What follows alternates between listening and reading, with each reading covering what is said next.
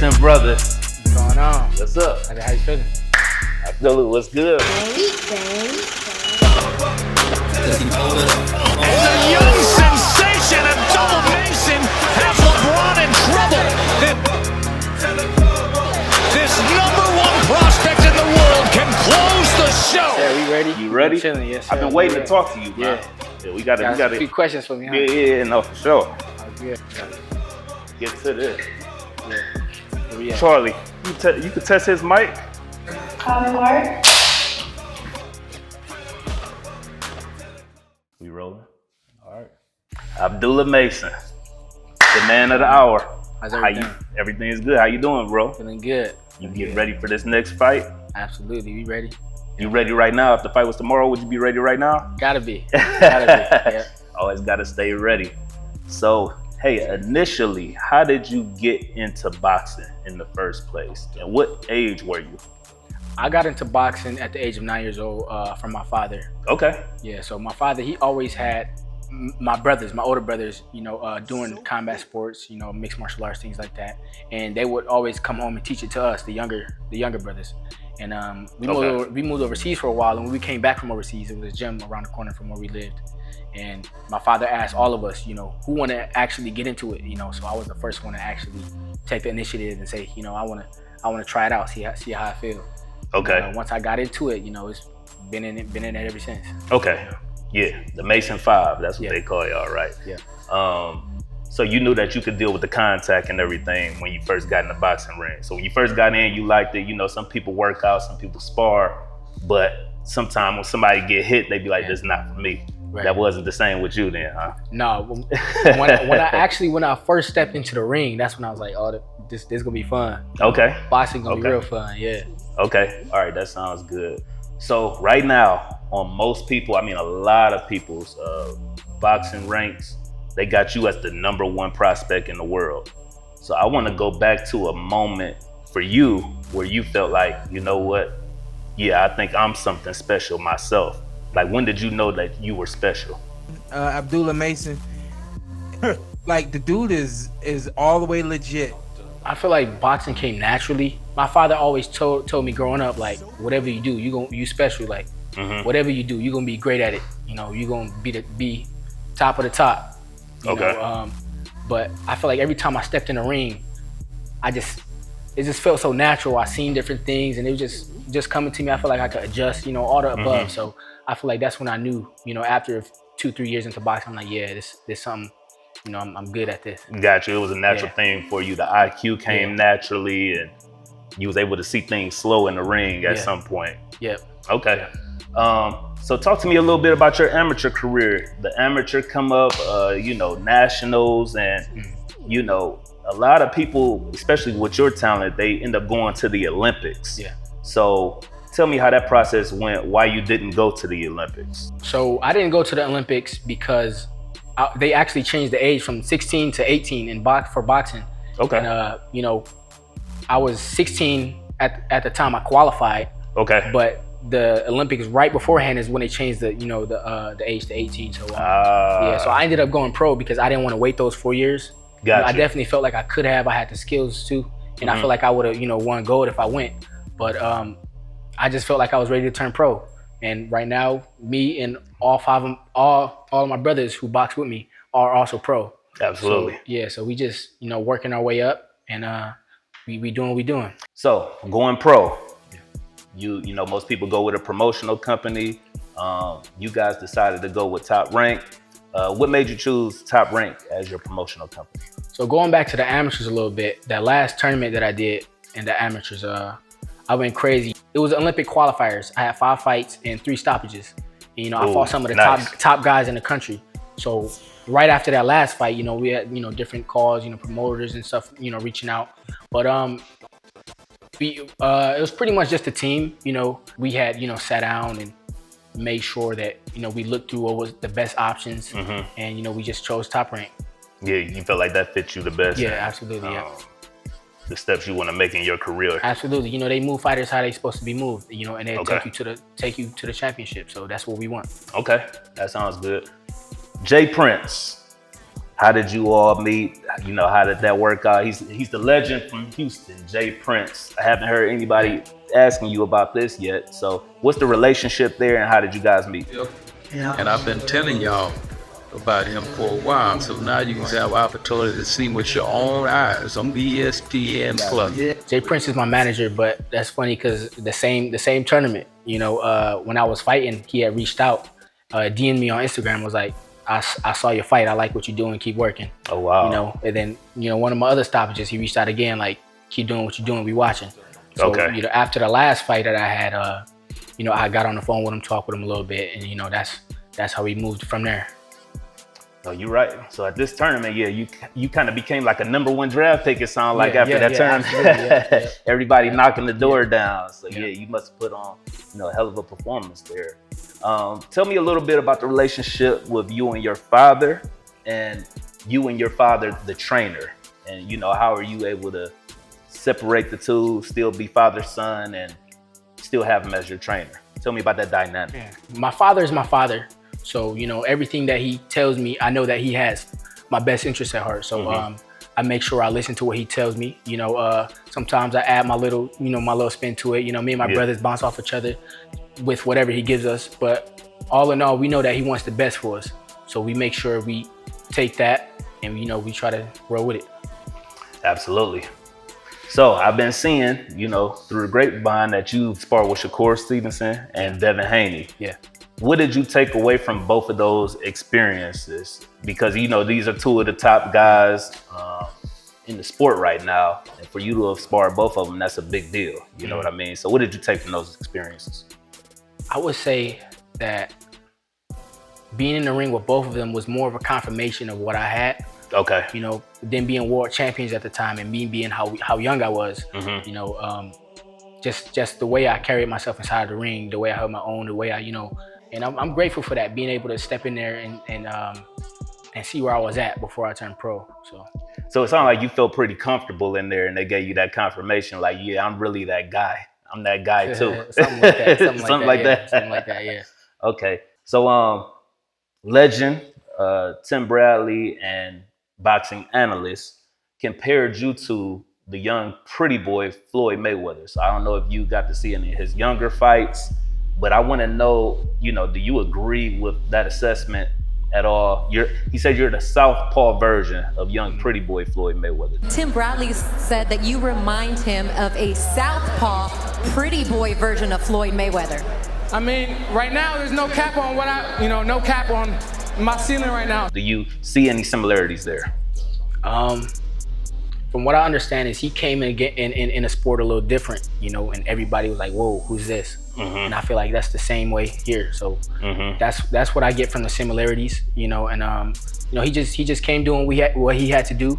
And, you know, and right now I'm the up and coming fighter who's coming in a sport doing what I got to do, you know, to get to the top.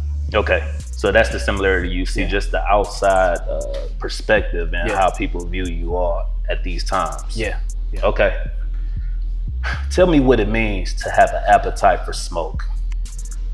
To have an appetite for smoke it's what it sounds like, you know. But the smoke part is inside the ring. You know, the appetite is, you know, the preparation and the mindset leading up. So you know, just enjoying the process of it. You know, so you have the appetite, you know, for what comes with it. You know, so the smoke, that's when you get inside the ring. You already got the appetite. So when you get in there, you eat.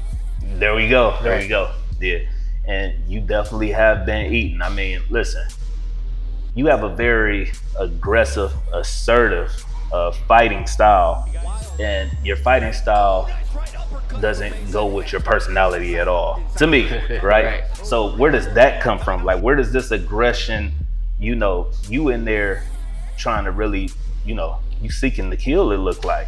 So where does that come from?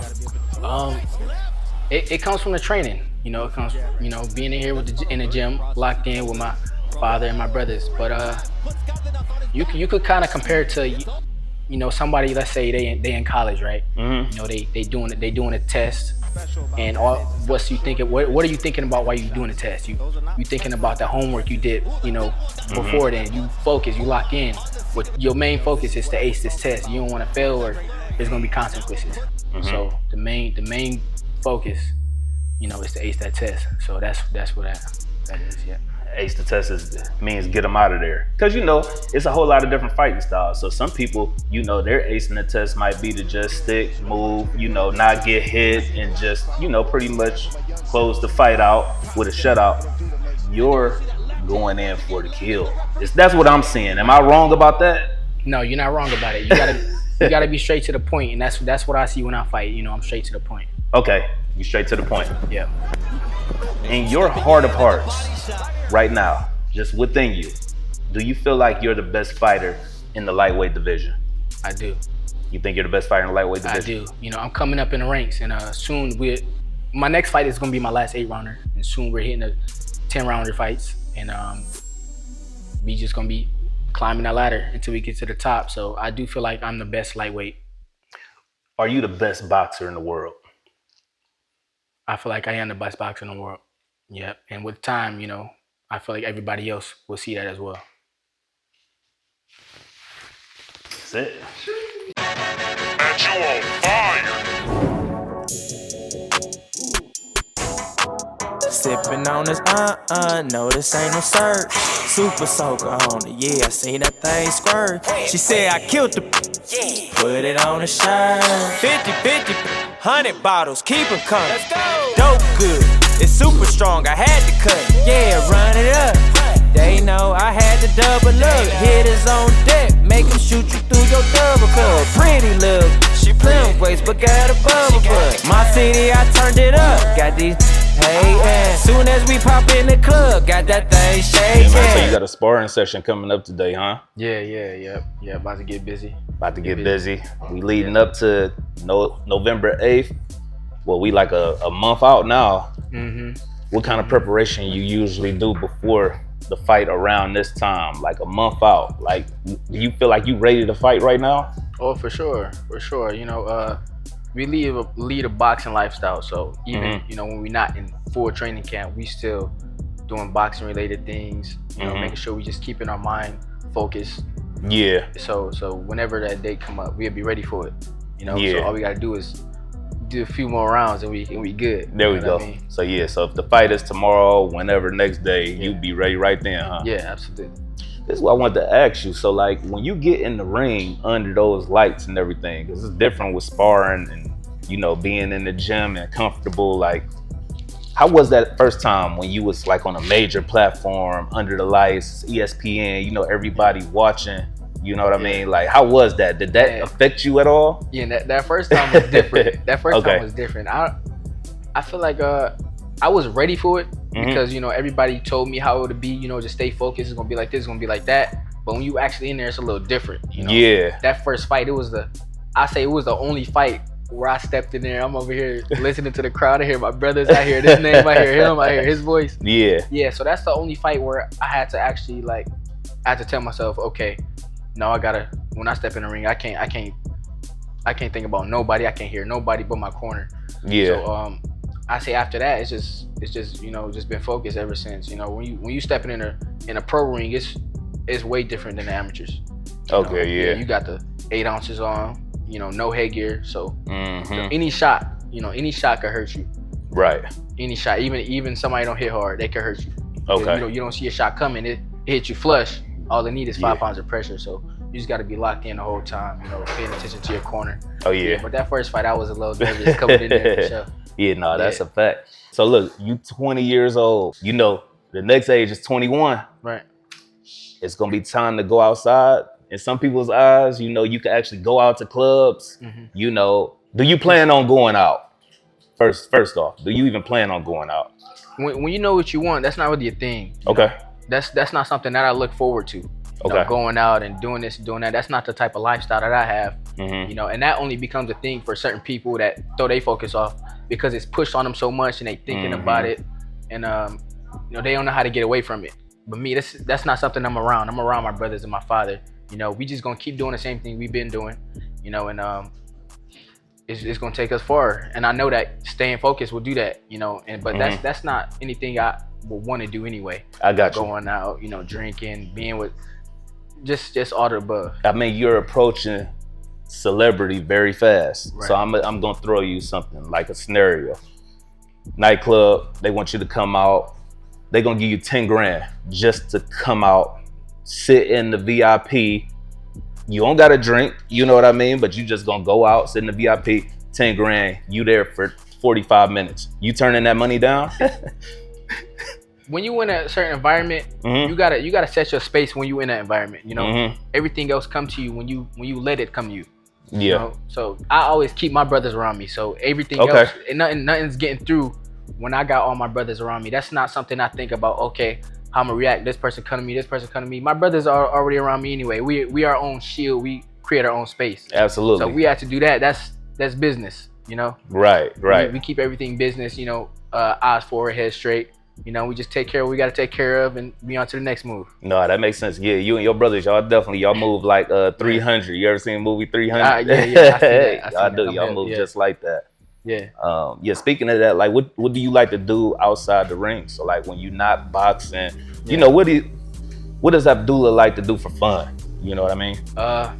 I would say the real outside. You know, not outside. You know, wilding. You know, people be out here doing what they do. But I would say just enjoying nature. You know, enjoying. You know, I went fishing the other day. We went kayaking. You know, not too long ago. Okay. Yeah. So we just like stuff like that. Spending time with our family. You know, different things of that nature.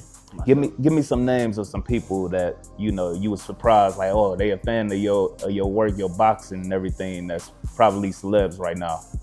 I know Damian Lillard. What's his name? Dame time. Yeah. That's what's up. Damian Lillard, The Game. Who else? A few rappers. TJ. You said The Game? Yeah. That's what's up. You know, we linked up with what's the name? The comedian DC Young Fly. Oh, DC Young Fly. Cool. That's funny. Real He's cool. funny. You know.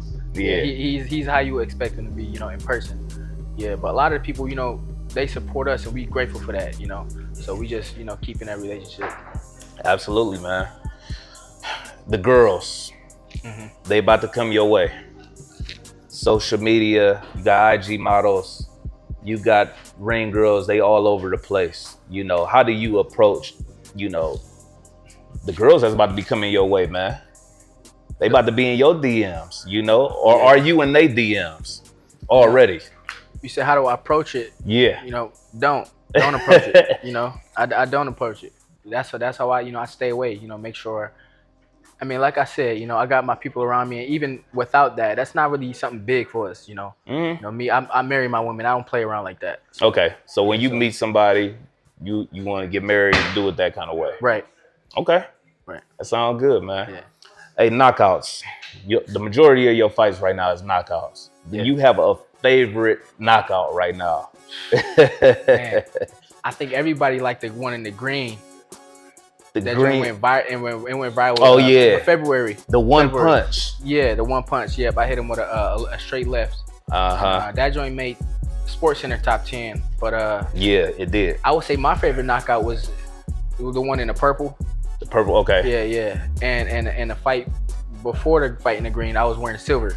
Okay. Yeah, so I would say more so because just the different things that I worked on, I seen it in those fights. No, it was like that with every fight, but those two fights, it came together so smooth.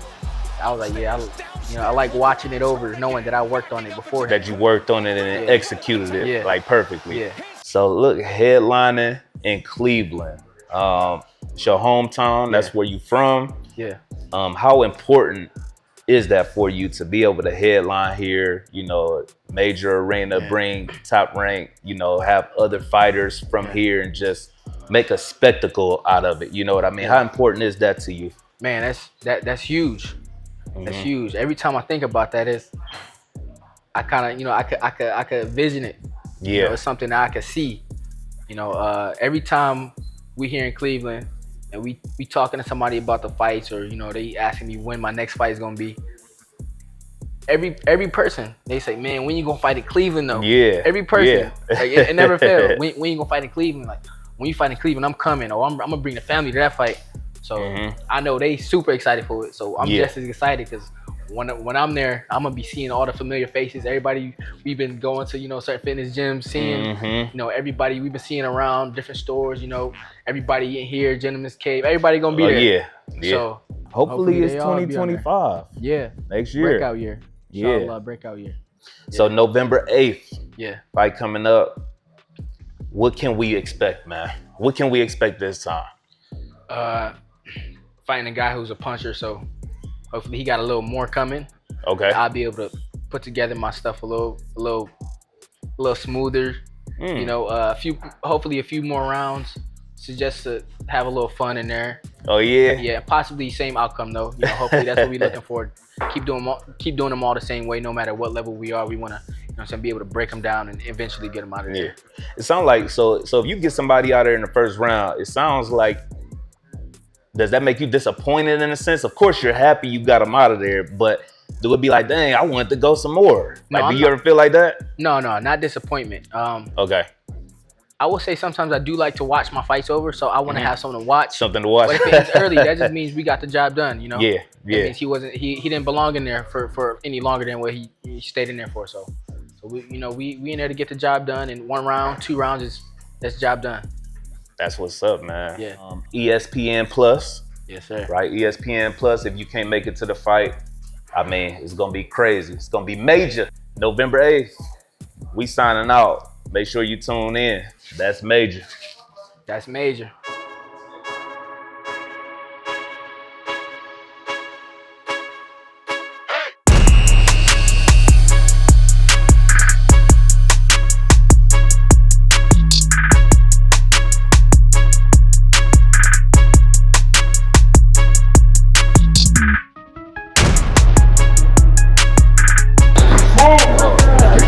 Put down. And an hour ahead. I'm ready. You ready? Oh, I had to pull up, man. That's major, man. That's major. Major day right here.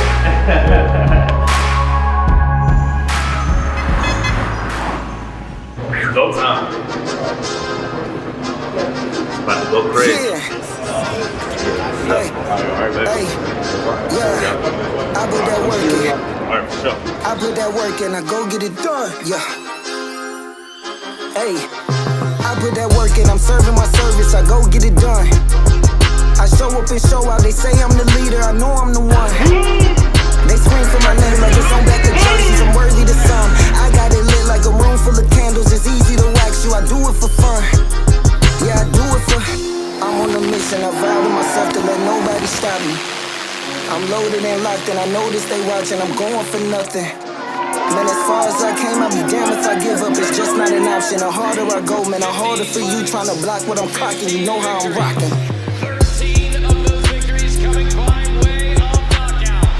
From Cleveland, Ohio, Abdullah Mason.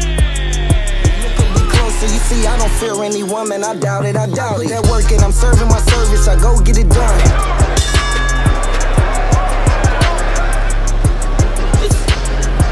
See Vasquez leaning forward. Oh, Abdullah gets run by the left. That's what I'm talking about.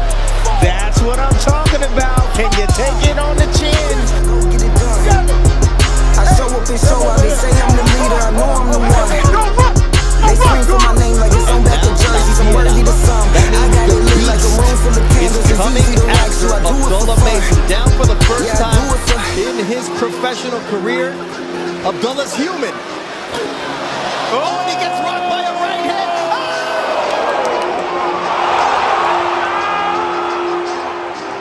I show up and show out. They say I'm the leader. I know I'm the one. Are you not entertained? Round 1, 1 minute and 15 seconds, and Abdullah's going for the finish. Vasquez looking to survive, but this is where Abdullah Mason is at his best. What a jab from Abdullah Mason. Left uppercut from Abdullah.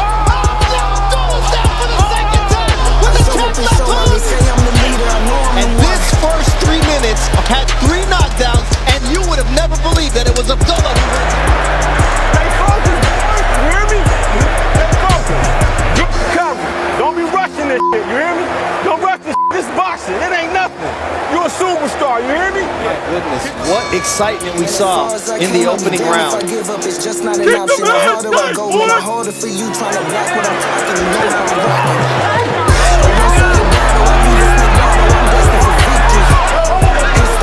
Vasquez holding and punching, and Abdullah says, you hold me, you better hold me tight because I'm going to go to your body and drop you with the shot to the solar plexus.